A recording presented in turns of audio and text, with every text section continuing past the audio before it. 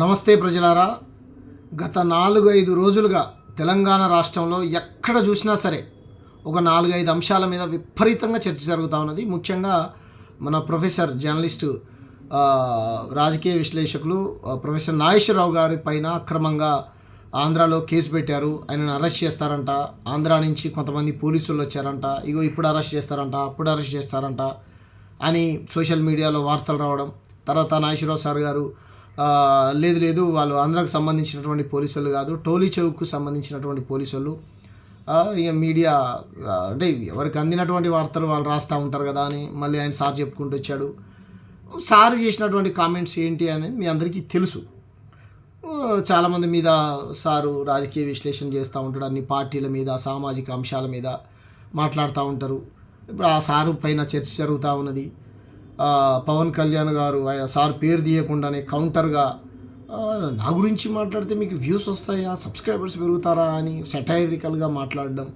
ఈ ఎన్టీఆర్ విగ్రహం హైదరాబాదు నడిబొడ్డున మైత్రివనం దగ్గర మన రాష్ట్ర ముఖ్యమంత్రి రేవంత్ రెడ్డి గారు విగ్రహాన్ని ఆవిష్కరించడం, అదేవిధంగా చంద్రబాబు నాయుడు గారి సభలో అసలు తెలంగాణ అనే పదమే లేదని ఒక సన్నాసి మాట్లాడడం, ఇలా విపరీతంగా చర్చ జరుగుతూ ఉన్నది.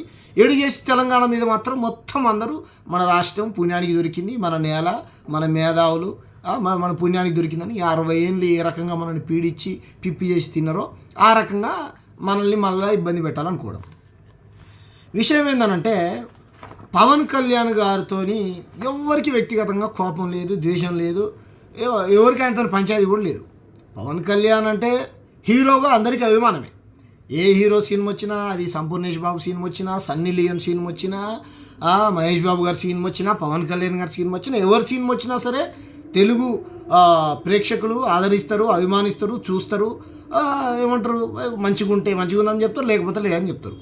కానీ 2 తెలుగు రాష్ట్రాలే కాదు, ప్రపంచవ్యాప్తంగా చాలామందికి ఇండివిజువల్గా అభిమానులు అంటే కొంతమంది హీరోలకు మా అభిమాన హీరో, నాకు కూడా అభిమాన హీరో మహేష్ బాబు గారు అంటే నాకు కూడా బాగా ఇష్టం.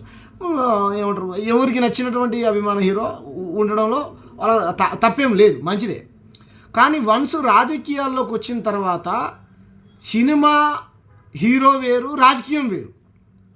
ఇప్పుడు మా నాయకుడు నీ అట్లంటవా ఇట్లంటవా అని చెప్పేసి ఒక బ్యాచ్, వీళ్ళ నాయకుడు ఏమో పెద్ద సంఘ సంస్కర్తనా, ఆయన ఏమైనా స్వతంత్ర సమరయోధుడా, లేకపోతే ఈ తెలంగాణ కోసం ఏమైనా 10-20 కేసులు పెట్టుకొని జైల్లోకి పోయినోడా, లేకపోతే తెలంగాణ ఉద్యమంలో గోషి వంగడేసి గదరన్నలాగా, లేకపోతే విమలక్కలాగా, బెల్లిలలితక్కలాగా, మారోజు వీరన్నలాగా ఏమైనా పాటలు పాడి వేదికలెక్కి గంతులేసినోడా, ఏం చేసినా ఆయన పవన్ కళ్యాణ్ గారు ఒక స్టార్డమ్ ఉన్న హీరో, సూపర్, మంచిది, నేను కూడా అభిమానిస్తా, మంచి సినిమా వస్తే టికెట్ కొనుక్కొని పోయి చూస్తా, అంతవరకే.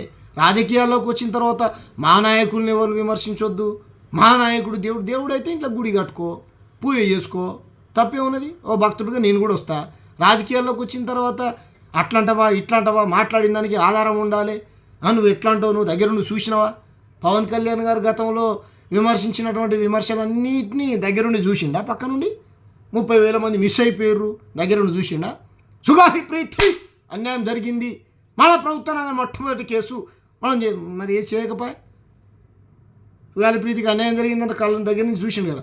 ఇట్లా 100,000 దళితుల్ని తిడుతుంటే మీకు కోపం రావట్లేదా? నాకు వస్తుంది హో అని అన్నాడు. మరి అదే పిఠాపురంలో మల్లాము అనేటువంటి గ్రామంలో మా మాలోళ్ళ పిల్లగాన్ని, సురేష్ అనేటువంటి ఎలక్ట్రికల్ పని చేసుకునేటువంటి పిల్లగాన్ని కొట్టి చంపేసిర్రు. నష్టపరిహారం కట్టియాలని దళిత సంఘాలని పోతే, చలో మా కాపు సంఘ నాయకుడి దగ్గరికి, లీడర్ దగ్గరికే మీరు వస్తారా? మీ కులపొలందరికీ ఊర్లో మళ్ళా ఉన్నటువంటి గ్రామంలో వాళ్ళకు పాల ప్యాకెట్ ఇవ్వద్దు, కూరగాయలు అమ్మొద్దు, ఛాయ్ పోయొద్దని వెలివేసిర్రు. మరి అప్పుడు కోపం రాలేదా? ఇలా అడగొద్దు ప్రజాప్రతినిధిని, ఎందుకంటే మా నాయకుడు దేవుడు.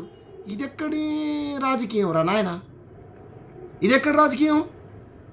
ఎస్, పవన్ కళ్యాణ్ గారిని క్వశ్చన్ చేయొద్దా? పవన్ కళ్యాణ్ గారు ఏమైనా పైనుంచి చూడిపడ్డ దేవుడా, రాజకీయ నాయకుడు కాదా?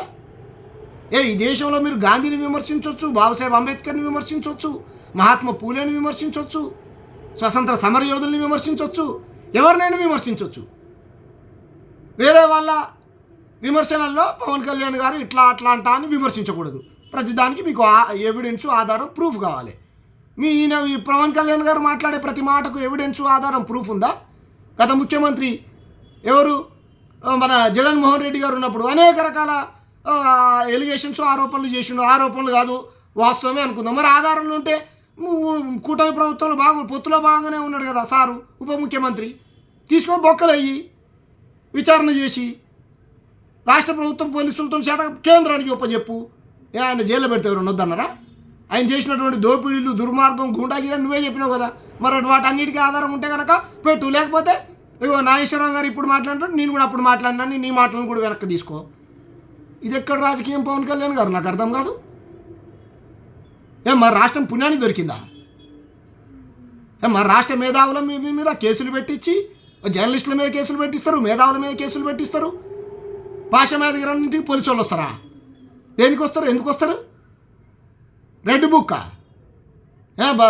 ఆంధ్రప్రదేశ్లో భారత రాజ్యాంగం అమల్లో లేదా? రెడ్ బుక్ ఉందా? దేనికోసం రెడ్ బుక్? మీ వ్యక్తిగత కక్షలు తీర్చుకోవడానికి చంద్రబాబు నాయుడు మీరు మీ వ్యక్తిగత కక్షలు తీర్చుకోవడానికి రెడ్ బుక్కా? ఎందుకు రెడ్ బుక్? దళితులను చంపడానికా? గిరిజనులను చంపడానికా? ఆదివాసులను చంపడానికా? గద్దరన్న మీద కాల్పులు చేసినట్టు చేయడానికా? బెల్లి లలితక్కను ముక్కలు నరికినట్టు నరకడానికా? దేనికి? బషీర్బాబు కాల్పులు చేసినట్టు చేయడానికా? దేనికి రెడ్ బుక్ రాజ్యాంగం? రెడ్ బుక్ రాజ్యాంగం ఉంటే డెమోక్రసీలో ఎవరు మాట్లాడొద్దా? ఇదెక్కడి దుర్మార్గం పవన్ కళ్యాణ్ గారు? చెప్పండి. అది మీకు ఒక సిద్ధాంతం, ఒక నిలకడ లేనటువంటి నాయకులు మీరు. మీరెప్పుడు మిమ్మల్ని ఆదర్శంగా తీసుకొని నేను కూడా వేరే బాట పట్టాలనుకున్నా. దాహం వేస్తే ఆకాశం వైపు, ఆకలేస్తే నేల వైపు నువ్వు బతుకుతున్న ఈ సమాజంలో ఇంకా మనుషులు బతుకుతున్నారని నీకు తెలుసా? చదువుకోవాలంటే ఇక్కడి నుంచి అక్కడికి 5 కిలోమీటర్లు, ఆనించి అడిగి 10 కిలోమీటర్లు పోవాలని నీకు తెలుసా? అడవి నీకు ఎప్పుడన్నా అమలాగా అనిపించిందా? ఈ మనుషులందరూ రోజులు దూరంగా అక్కడికి పోవాలనిపించిందా? తుపాకీ పట్టాలనిపించిందా? నక్సలెట్ కావాలనిపించిందా అని డైలాగులు రాపించుకునేవారు నేనా? మా అన్ననా దాంట్లో హీరో? మా అయ్యనా అలా hero? Karl Marx, Lenin, Mao, Engels, Che Guevara ఫోటోలు పెట్టుకొని పాటలు షూటింగ్లు చేయించుకునేవారు మా అన్ననా, మా అయ్యనా, మా తాతనా, మా సుట్టపొల్ల? కమ్యూనిస్టులతో పొత్తు పెట్టుకునేవారు. మాయావతి గారు కాళ్ళు మొక్కిందేవారు. బీఎస్పీతో పొత్తు పెట్టుకుని తెలంగాణలో బీఎస్పీతో పొత్తు, ఆంధ్రాలో కమ్యూనిస్టులతో పొత్తు, నీలిజెండతో పొత్తు. అది అయిపోయినాక పార్టీ పెట్టినావు, ప్రశ్నించే హక్కు అన్నావు. సర్లే కానీ ప్రజలు ఆదరించారు. మళ్ళీ పోయి జగన్ అని అన్నావు. ఏమైంది? ఎవరు క్వశ్చన్ చేయొద్దా? మీకు మాత్రమే తిక్కుంటా లేకుండా మా అవతలకు ఉంటుందా? తెలంగాణలోకి విపరీతంగా ఉంటుంది తిక్క. ఇది ఎక్కడ దుర్మార్గం అండి? క్రిటిసైజ్ చేయొద్దా? మీరు మాత్రం అమనాభూతులు తిట్టొచ్చు. నా కొడుకులారా అని మీరు మాత్రం అనొచ్చు, వేరే వాళ్ళు మాత్రం అనొద్దా? తెలంగాణలో జిస్టు తాగి కోనసీమలో కొబ్బరి చెట్లు కూలిపోతాయా? ఎట్లా కూలిపోతాయండి? కోట్ల రూపాయలు సాయం చేసిర్రా, మంచిదే కదా, సంతోషం. మరి అంత సాయం చేసి అంత జాలి దయా గుణం ఉన్నటువంటి వ్యక్తులు మీరు ఇంత విషయం ఎందుకు చెబుతుర్రు? ఎంత ధైర్యం నీకు? తెలంగాణ రాష్ట్రాన్ని విడదీస్తారా అని వరంగల్ సభలో మాట్లాడింది ఎవరు? మీరు కాదా? ఏమన్నారు ప్రొఫెసర్ నాగేశ్వరరావు గారు? ప్రొఫెసర్ నాగేశ్వరరావు గారు ఏమన్నారు? ఓ మాట అన్నాడే అనుకో. 40 ఏళ్ళ అనుభవం కలిగినటువంటి వ్యక్తి. ఆయన మాకు పాఠాలు చెప్పిండు, క్లాసులు చెప్పిండు, రాజకీయ శిక్షణ తరగతులు 1-2 సార్లు ఆ సార్ దగ్గర నుంచి విని నేర్చుకున్నా. ఆ సార్ మాట్లాడుతుంటే ఇంకా వినాలనిపిస్తుంది, వీడియోలు చూడాలనిపిస్తుంది. ఏం మాట్లాడిండు ఆ సారు? అమిత్ షా గారు ఏదో అన్నాడంట. అంటే అంత మాత్రం ఏమైందంటే మీ దగ్గర ఏమైనా ప్రామాణిక ఆధారం ఉందా అని మీరు మాట్లాడేది తప్పు అని క్రిటిసైజ్ చేయండి. కండవలు కప్పుతారు. మీకే కండవ కప్పాలా? బీజేపీ కండవ కప్పాలా? జనసేనది ఆయన కప్పుకున్నారు, మీరు వదిలేసి పక్కన పెట్టు. కమ్యూనిస్టుల కండువ అయిపోయింది, బీఎస్పీ కండువ అయిపోయింది, సిపిఐది అయిపోయింది, సిపిఎంది అయిపోయింది, న్యూ డెమోక్రసీ అయిపోయింది అనుకుంటా, టీడీపీది అయిపోయింది, బీజేపీది అయిపోయింది, జనసేన ఉన్నది. ఇప్పుడు నీ రేపు పొద్దున టీవీకే జెండా, వీసీకే జెండా, బీఆర్ఎస్ జెండా కూడా బాకీ ఉంది. బీఆర్ఎస్ది కూడా కప్పుకున్నా ఏమన్నా తెలియదు, మరి కప్పుకోలే అనుకుంటా. బీఆర్ఎస్ది బాకీ ఉంది. కాంగ్రెస్ అయితే మీ అన్న కప్పుకున్నాడు, మంత్రి పదవి కోసం పార్టీనే విలీనం చేసిండు. అయిపోయింది. ప్రజారాజ్యం పార్టీ అన్నాడు. మదర్ తెరిసా, బాబాసాహెబ్ అంబేద్కర్, పూలే డామ్ డూమ్ అని డైలాగులు కొట్టిండు. తూపాలు కట్టిరు తెలంగాణలో. పార్టీని దాంట్లో విలీనం చేయగానే తూపాలని కూలగొట్టిరు. అది మన సిద్ధాంతం. ఎవరు విమర్శించొద్దు, ఎందుకంటే మా సార్ దేవుడు. దేవుడు అయితే గుడి కట్టుకోండి. రాజకీయాల్లోకి వస్తే, ప్రజా జీవితంలోకి వస్తే అంటారు, విమర్శిస్తారు, క్రిటిసైజ్ చేస్తారు. తెలంగాణ ఉద్యమంలో లగడపాటి లాగులు కూడా కొడతా అని చెప్పిర్రు. మీసాలు లేని రోషయ్య అని తిట్టిర్రు. నల్లారి కిరణ్ కుమార్ రెడ్డి కిరణ్ కుమార్ రెడ్డి కిరికిరి రెడ్డి అని తిట్టిర్రు. టీజీ వెంకటేశ్వర అమనాభూతులు తిట్టిర్రు. ఇంతకంటే అవమానంగా నేలను అవమానిస్తే, తెలంగాణ మేధావులను అవమానిస్తే మంచిదే. మీకు తెలంగాణ భాష అన్నా, తెలంగాణ ప్రజలన్నా ప్రేమ ఉంటే సంతోషమే, కాదంటలేదు కదా.